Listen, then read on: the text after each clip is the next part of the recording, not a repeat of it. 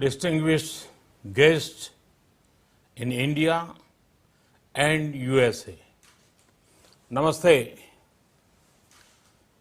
It is wonderful to see US ISPF bring together a diverse range of people for the US-India Summit 2020. The work of the US ISPF is bringing India and USA closer is commendable. I have known John Chambers for many years now. His affection towards India is very, very strong. A few years ago, he was awarded the Padma Shri honor. Friends, the theme of this year is a relevant one, navigating new challenges. When the year 2020 began, did anybody imagine this is how it would pan out? A global pandemic has impacted everyone. It is testing our resilience, our public health systems, our economic systems. The current situation demands a fresh mindset, a mindset where the approach to development is human-centric, where there is a spirit of cooperation between everyone. Friends, while looking at the way ahead, we should keep our focus on ramping up our capacities, securing the poor, future-proofing our citizens. This is the path India is taking. India was among the first in creating a responsive system of lockdowns. India was among the first to advocate the use of masks and face covering as a public health measure. We are also among the earliest to create public awareness campaigns about social distancing. In record time, medical infrastructure was scaled up, be it COVID hospitals, ICU capacities, and more. Starting from one testing lab in January, we now have around 1,600 labs across the country.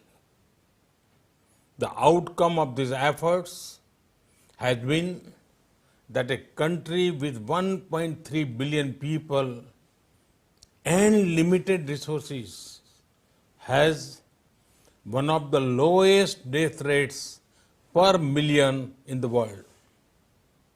The recovery rate is also steadily rising.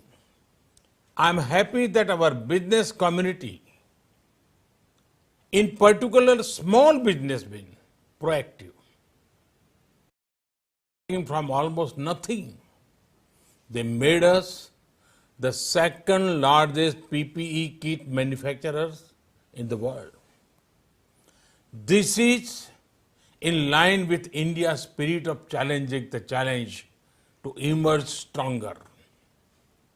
In the last few months, the nation has battled COVID and other natural crises such as floods, 2 cyclones, locust attack. But it has only made the people's resolve stronger. Friends, through the entire COVID-19 period and the lockdown, the government of India was clear on one thing: the poor have to be protected. The Pradhan Mantri Garib Kalyan Yojana for India's poor is among the largest support system seen anywhere globally. Free food grain is being provided to 800 million people. This scheme operates for 8 months. 800 million people means more than double of USA's population. Free cooking gas is being provided to around 80 million families. Cash support has been provided to around 345 million farmers and needy people.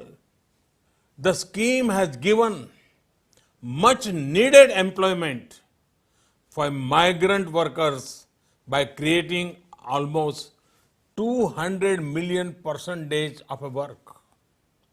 Friends, the pandemic has impacted several things, but it has not impacted the aspirations and ambitions of 1.3 billion Indians.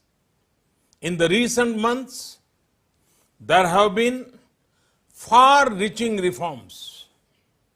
These are making business easier and red tapeism lesser. Work is actively underway on the world's largest housing program. The renewable energy infrastructure is being expanded. Rail, road, and air connectivity is being boosted. Our country is creating a unique digital model to build our national digital health mission. We are using the best of fintech to provide banking credit, digital payments, and insurance to millions. All these initiatives are being taken using world-class technology and global best practices. Friends, this pandemic has also shown the world that the decision on developing global supply chains should be based on not only on costs, they should also be based on trust, along with affordability of geography.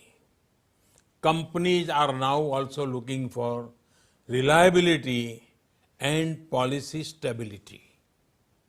India is the location which has all of these qualities. As a result, India is also becoming one of the leading attractions for foreign investment. Be it America or the Gulf, be it Europe or Australia, the world believes in us.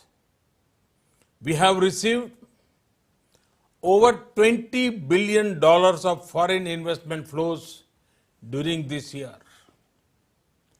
Google, Amazon, and Mubadala Investment have announced long-term plans for India. Friends, India offers a transparent and predictable tax regime. Our system encourages and supports honest taxpayers. Our GST is a unified, fully IT-enabled indirect tax system. Insolvency and bankruptcy code has reduced risk for the entire financial system. Our comprehensive labor reforms will reduce compliance burden for employers. It will also provide social security protection to the workers. Friends, the importance of investment in driving growth cannot be overstated, and we are tackling both demand and supply side of it. By making India one of the lowest tax destinations in the world and with further incentives for new manufacturing units, mandatory e-platform based faceless assessment will go a long way in helping citizens. So, will the taxpayer charter? The continued regulatory reforms in bond markets ensure improved ease of access for investors. There are tax exemptions to sovereign wealth funds and pension funds for infrastructure investment. FDI into India rose by 20% in 2019. This when global FDI inflows fell by 1%. This shows the success of our FDI regime. All of the above steps will ensure a brighter and more prosperous tomorrow. They will also contribute to a stronger global economy. Friends, 1.3 billion Indians have embarked on one mission to make an Atmanirbhar Bharat for or self-reliant India. Atmanirbhar Bharat merges the local with global. It ensures India's strengths act as a global force multiplier. Time and again, India has shown that our goal is global good. Despite our large local needs, we did not shy away from our global responsibility. The responsibility of being the world's leading producer of generic medicines. We ensured constant supplies to the world. We are also at the forefront of research on the vaccine for COVID-19. A self-reliant and peaceful India ensures a better world.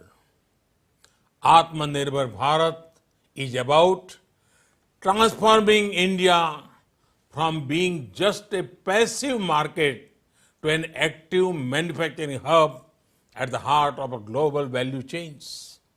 Friends, the road further ahead is full of opportunities.